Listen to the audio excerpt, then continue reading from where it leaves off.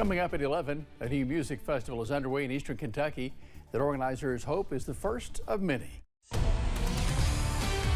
Dedicated to eastern and southern Kentucky, this is WYMT Mountain News Weekend Edition. It's a Saturday night. Welcome in. I'm Jim Freeman. In recent years, more music festivals have been popping up throughout the region. And this year, one eastern Kentucky county now has its own fest of its own, highlighting some of the local bluegrass artists these mountains have to offer. WYMT's Alyssa Williams was there at the first ever Mind-Made Adventure Park Bluegrass Festival to learn more about the event. An event 1 year in the making has now come to life. First year festival or first year event of any kind, you never know how it's going to go. While this is the first year for the event, organizers have high hopes that many more will follow in the years to come. We've just had such a great response to it that I think we're just going to grow and grow and grow. The Mind-Made Adventure Park Bluegrass Festival kicked off in Knott County on Thursday, bringing in more than a dozen bluegrass groups over a 3-day span.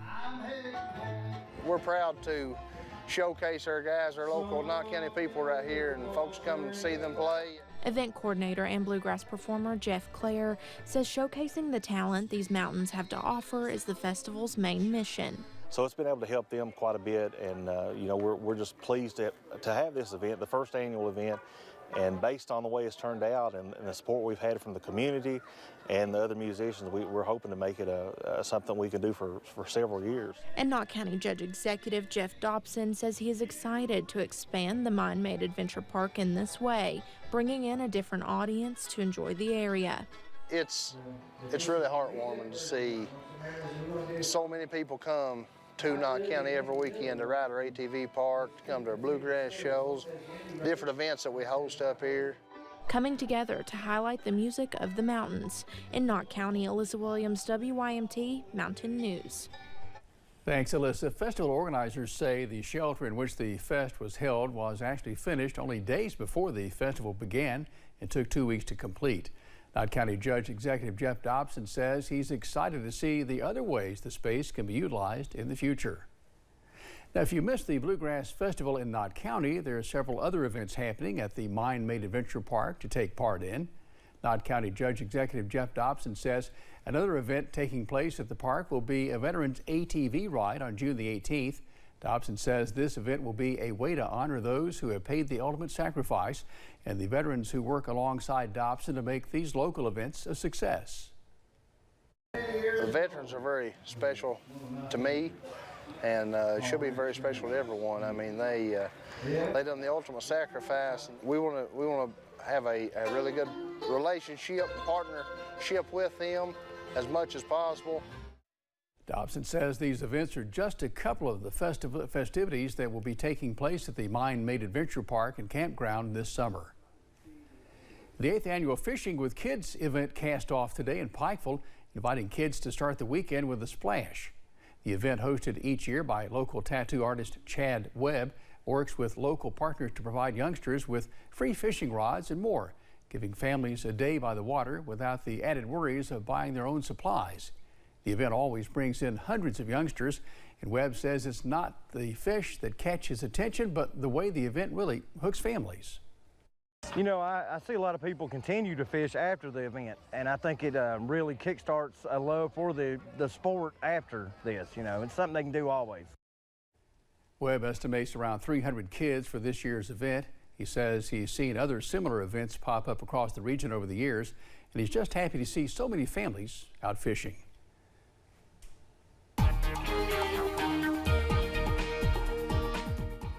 Well, all is quiet across the mountains tonight. Let's take a live look over at the London Corbin Airport. We are looking at clear skies back in the distance. Current temperature sitting at 64 degrees. High temperatures today were in the upper 70s and lower 80s, near average for this time of the year. 80 in Jackson, 81 for London and Somerset, and 78 over in Pikeville. Temperatures at the moment in the upper 50s and lower 60s, 66 in Pikeville, 57 in Clintwood, 59 in Manchester, and 64 for London and Somerset. Up on Pinpoint Doppler, a clean sweep tonight, and this quiet weather continues through the rest of the overnight hours. Low temperatures falling into the middle and lower 50s under a clear sky. I have your complete forecast, plus when rain chances return coming up in just a little bit. Jim. Thanks, Cameron. Looking forward to that Sunday weather. People in Johnson County are mourning the death of a beloved firefighter this weekend. 64-year-old Gary D. Melvin died yesterday at his home. Melvin had more than 25 years of service to the Paintsville Fire Department and the community as a whole. The Oil Springs Fire and Rescue page shared a post about the news saying, quote, after a courageous battle against cancer, the signal 5555 was sounded for Paintsville firefighter Gary Melvin, Unit 109, signifying the Almighty had called a brother, a father, a husband, and a friend home.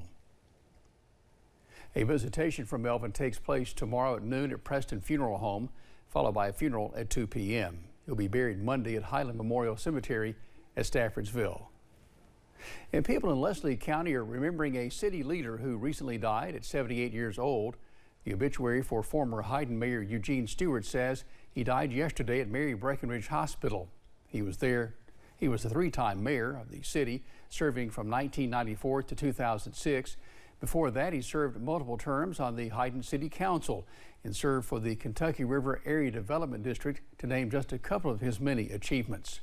Instead of flowers, the family requests for people to send donations to Hyden Masonic Lodge 664 or the Junior Diabetes Research Foundation, Kentucky, Indiana chapter.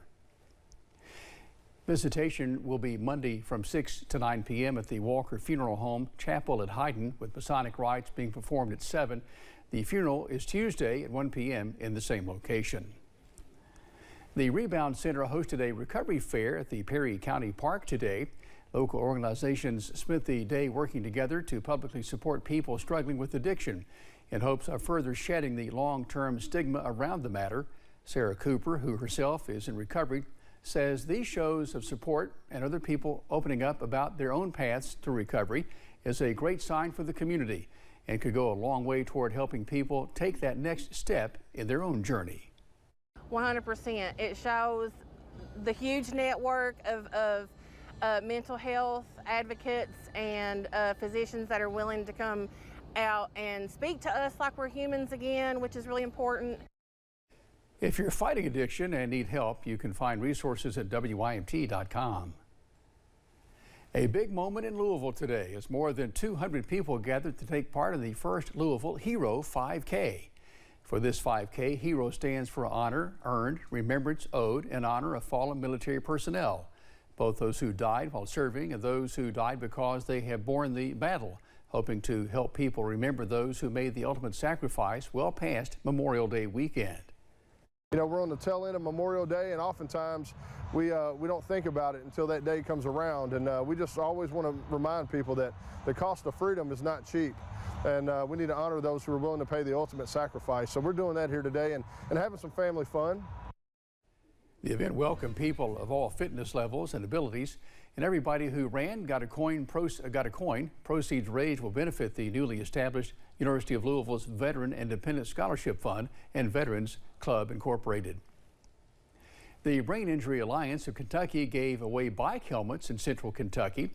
As part of an effort to prevent brain injuries, donations paid for nearly 300 helmets. They were all sizes, not just for kids. Todd Gregory organized the event. As a brain injury survivor, he knows firsthand how important it is to make sure you're protected. The brain doesn't heal like a broken bone. And once you've had a brain injury, you're not the same. I've had brain tumors as a child growing up and brain damage through the removal of one of them, and I don't wish it on anybody.